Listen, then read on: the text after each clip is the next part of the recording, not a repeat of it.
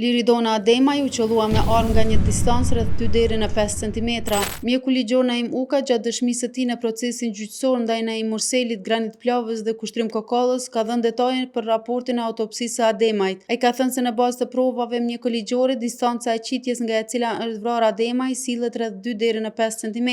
Gjatë procedurave të autopsisë mjekëligjore është konstatuar vrima hyrëse në regionin e djathtë të kokës. Është e rëndësishme të ceket se pjesa metalike e kësaj predhe është futur në pjesën e majtë të kokës, e cila është dorëzuar si provë te policët hetues. Si rezultat i kësaj plagë ka ardhur edhe gjakderdhja e brendshme dhe jashtme trurore, e cila është shkaku i vdekjes, ka theksuar Uka. Ndryshe, raporti i Institutit të Psikiatrisë Forenzike të Kosovës ka konstatuar se Naim Murseli, akuzuar për vrasjen e Liridona Ademajt, nuk ka pasur çrregullime apo sëmundje mendore në kohën e kryerjes së veprës penale. Edhe në seancën e 22 shtatorit 2025, ekspertët Shpend Haxhibeqiri dhe Bujar Obertinca konstatuan se të akuzuarit Murseli dhe Plava nuk kanë çrregullime mendore. Në seancën fillestare të mbajtur me 31 janar 2025, Naim Murseli u deklarua i pafajshëm për vrasjen e bashkëshortes së tij, Liridona Ademajt. Granit Plava nuk u deklarua rreth fajësisë, kurse Kushtrim Kokalla tha se nuk deklarohet pa u konsultuar me mbrojtjen, ndërsa fajtor u deklarua i akuzuarit Tom Dodaj. Ky i fundit, pasi pranoi fajësinë, u dënua me 5 vjet burgim dhe 5.000 euro gjop. Ndryshe, prokuroria themelore në Prishtinë me 15 janar 2025 ka ngritur akt akuzë ndaj Naim Murselit, Granit Plavës, Kushtrim Kokallës dhe Tom Dodajt.